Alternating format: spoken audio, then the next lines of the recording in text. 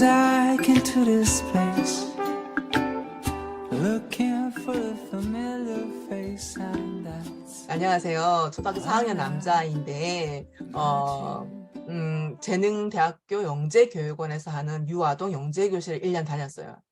3학년이래요, 애가. 그치. 4학년이니까, 그죠? 3학년 다녔나 봐요. 근데 본인이 그런 수업을 더 받고 싶어 해서 알아보니 정말 여러 형태의 영재원이 있더라고요. 근데 저는, 인천대학교 영재원에 서류를 넣어보고 싶은데 어디서부터 무엇을 어떻게 준비해야 할지 궁금합니다. 둘째 자녀분이 인천대학교 영재원에 다니신 것 같아서 여쭤봅니다. 둘째 아니면 셋째예요. 저는 분명히 아는데 자꾸 이렇게 와전되더라고요. 뭐 난리가 나요 나중에. 말하지도 않은 이야기가 있더라고요. 근데 아무튼 저희 아이들이 다녔던 영재원은 그 사설 영재원은 아니고 교육청에서 하는, 나라에서 하는 이제 영재원인 거죠. 교육청에서 관리를 하는 거예요.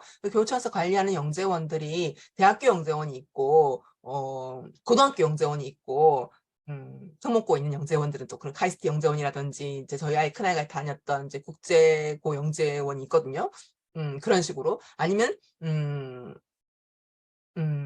그냥 교육청에서 무슨 뭐 북구, 뭐 남구, 서구 뭐 이런 식으로 해가지고 그 교육청에 있는 아이들을 이제 뽑아 선발하는 과정이 있어요. 보통 4단계, 3단계 정도 되는데 이게 좀 해마다 입시처럼 바뀌는 게 있더라고요. 그래서 저희 애는 3명인데 3명이 다 달랐어요. 영재원 가는 방법이. 그래서 하나로 말씀을 드리긴 힘들지만 일단 어떻게 가냐면 학교에서 2학기 때 지금 1학기니까 그거 없어요. 2학기 되면 선생님이 자 영재원에 영재원 테스트 그 선발 관심 있는 친구 서류 가져가세요. 뭐 이렇게 지원서를 가져가라고 해요. 그렇게 해서 그냥 누구나 반에 있는 아이들한테 선생님이 약간 마음인 것 같아요. 다 나눠주는 선생님이 있어. 그중에서 집에 갖고 와서 하고 싶으면 엄마랑 상의해보고 여기 작성해 와라 이렇게 하는 선생님이 있고 어떤 선생님은 딱 애를 찍어요. 수업 해보면 알잖아. 그쵸? 한 학기나 해봤으니, 아, 얘는 좀 영재 같은데? 그러면, 너 한번 여기 지원해 볼래? 라고 애한테 개인적으로 컨택하는 담임이 있어요. 그러니까 선생님마다 다르거든요. 그리고 어떤 학교는 대놓고, 지금 또 이렇게 약간 바뀌었다고 들었는데, 저희 둘째가 들어갈 때는, 이 인천대학 영재원 아니었지만, 자꾸 바뀐다 했어요. 들어갈 때는 학교에 있는 단위학급 영재 교실이 있어요. 단위학급 영재원. 단위학급 영재 수업이 있거든요. 학교 안에서 하는 거예요. 이 수업을 꼭 다녀야 1학기 때, 알겠죠? 다녀야 2학기 때 그 기회가 주어지는 선발 과정이 있어요. 그러니까 지금 알아보셔요. 알겠죠? 이 영재원에 지원하려면 어떤 자격 요건을 가지고 있어야 되는지 해마다 다르기 때문에 지금 알아보셔야 돼요. 그래서 담임선생한테 여쭤봐도 되고, 알겠죠? 교육청에 문의를 해도 되고. 그래서 그렇게 하면은 이제 보통은 학교 안에서 대표를 뽑아요. 모든 지원한다고 다 받아주지 않고 그러면 면접 받는 선생님들 힘들잖아요. 그렇죠? 당인건비인데 그래서 학교 안에서 일단 뽑아라. 그래서 보통 2명, 3명 뭐 이렇게 뽑아서 그 아이들끼리 학교에서 온 아이들 다 이제 경쟁시키는 거죠. 그래서 2차로 서류를 내라. 학교에서 뽑히고 이제 서류를 내서 서류 질문들이 있거든요. 뭐 네가 뭐 이런 질문들이 있어요. 그 질문을 작성을 해서 서류 통과를 해요. 그럼 서류만 보는 거, 서로. 아, 내가 어릴 때부터 영재적인, 얘는, 가능성이 좀 있네. 뭐 이런. 그게 제가 내 새아이 영재로 키운 초간단 놀이유가 말고, 영재 레시피라는 책에 약간 방법을 녹여두었는데, 내 아이의 영재성을 내가 증명해야 되거든요. 이게 자기소개서예요. 그래서 어떤 한 분야를 집요하게 파고 들어간 경험을 원해요. 특히 과학 영재원은. 그래서 엄마가 아이하고 실험할 때 어릴 때는 그냥 무조건 환경 노출인데 한 초등학교 정도 되면은 예를 들면 저희 막내 같은 경우는 인천대학교 여기 갈 때 저희는 향수 만들기를 자소서에 녹였었거든요. 그러니까 향수를 만들었어라는 걸 엄마가 자료를 기록해 놔야 돼요.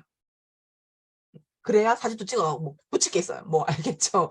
근데 이제 이게 워낙 이제 이런 게 외부 학원에서 만들어준다 뭐 이런 것도 있어가지고 그냥 글로만 남겨라 하는 게 자꾸 바뀌긴 하는데 엄마도 나중에는 다 잊어버려 지나고 나면 기록이 없으면 기록이 있어야지 아 맞다 우리 그때 그랬어.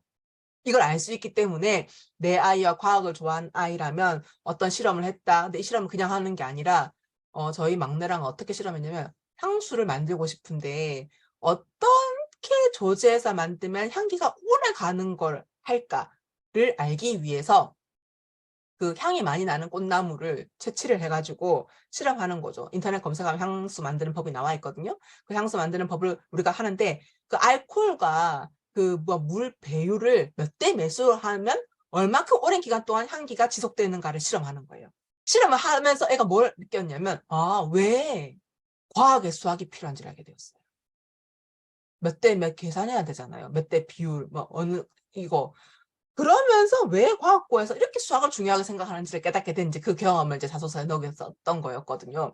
그래서 그 과정들에 대한 기록을 자소서 질문이 하나만 내가 여기에 지원하는 이유와 그동안 혼자 깊이 좀 파고들어서 연구했던 분야가 있는지 소재가 있는지 이런 질문들이 한 4-5개 있어요.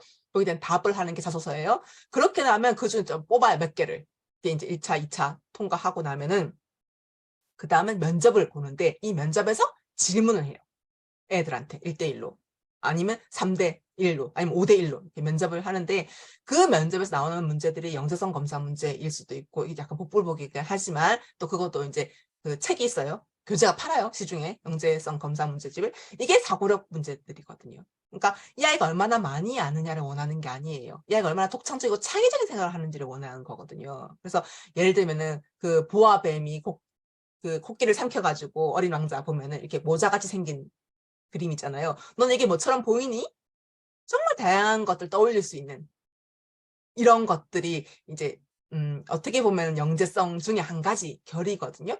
이런 걸 제가 이제 영재 레시피에 이런 걸 했다라고 이제 적어 두었던 부분 있잖아요. 그런 책들도 있잖아요. 그래서 아주 어릴 때부터 저희는 화장실에서 그걸 훈련을 했었거든요. 예를 들자면 화장실에서 어차피 응아를 할 때 저희는 다행히 감사하게도 화장실이 좀 좁아서 변기가 앉고 그 앞에 손을 뻗으면 글씨를 쓸 수 있었어요. 어차피 변기 앉아 심심하잖아, 그쵸? 그쵸? 휴대폰 갖고 들어가지 않고 그 변기 앞에 제가 질문지를 딱 써두었어요. 보아뱀 그림 딱 그려놓고 이것이 무엇처럼 보이나요? 라고 하면은 식구들이 돌아가면서 애들이 써놓으면 뭐, 뭐야? 관심 없어요. 엄마니 내가 먼저 답을 쓰는 거지. 근데 정답 내 생각으로 쓰는 거예요. 근데 나는 아이들의 흥미를 자극시키기 위해서 이걸 쓰는 거거든요. 뱀처럼 보인다 말고 근데 책 읽은 아이는 알잖아요. 그래서 나는 모자 이렇게 써놓는 거예요.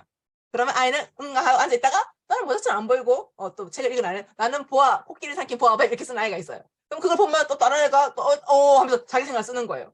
그러니까 식구가 많아서 좋았던 건 이거였어요. 내 생각 하나만 쓰는 게 아니라 다양한 식구들의 의견을 다 보는 거죠. 그럼 저는 그것을 한 일주일 동안 안 바꿨거든요.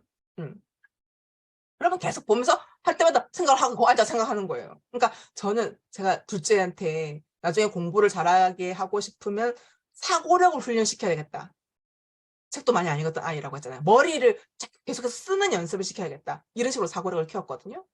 그것이 영재성 검사 면접 보는 데 도움이 되었어요. 저희 둘째가 면접 통과하고 나서 했던 말이 엄마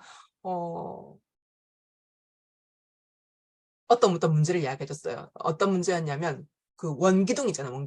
원기둥이 있는데 그 원기둥에 빨대를 꽂는데요. 빨대를 이렇게 위에서 아래로 꽂고 왼쪽에서 오른쪽으로 꽂고 또 오른쪽에서 왼쪽으로 통과시키고 대각선 통과시키고 이렇게 몇 개 통과시키고 안에 원기둥 안에는 이제 기다란 길이 생기는 거잖아. 빨대의 길이 그쵸. 그 길을 제외한 부피를 구하는 게 이 문제였어요. 초등학교 6학년짜리 중학교 들어갈 때 저는 시험 쳤으니까 너무 어렵잖아요. 안 그래요? 이거 뭐 초등학교 수학학과 될 일이 아닌 거죠, 그쵸? 그러니까 다 성형 이렇게 나보지. 근데 저희 둘째가 답을 틀렸어요. 근데 어떻게 하면 될까라고 자기만의 생각을 대답한 거예요, 이 아이가. 그래서 정말 놀랍게도 저희 아이 말고 3명이 학교 대표로 나갔거든요. 다 떨어지고 저희 둘째만 합격을 했었어요. 근데 놀랐던 이유는 그 중에 한 명, 떨어진 아이 한 명이 초등학교 1학년 때부터 초등학교 졸업할 때까지 한 번 올백을 놓쳐본 적이 없는 아이였어요. 그러니까 엄청나게 일반적으로 사교육, 알겠죠? 엄마가 막 공부시켜서 갔던 케이스. 근데 결국 영재 시험에는 통과를 못했던 거죠. 알겠죠? 이 나만의 시각을 가지는 창의적인 생각을 하는 이런 것들. 그래서 지금 이제 알아봐야 되겠죠? 오케이. 답 나왔죠? 그렇게 해서 가면 됩니다. 영재원에. 자, 자료 필요해요. 아이들이 뭐 했다는 걸 자세하게 쓸 필요 없어. 자소 쓰려면 뭐 떠올라야 돼. 그게 안 떠오르기 때문에 그냥 짧게라도 뭐하고 놀았다, 뭐 했다, 무슨 실험했다 이렇게 남겨두시면 Just 좋겠고요. smile.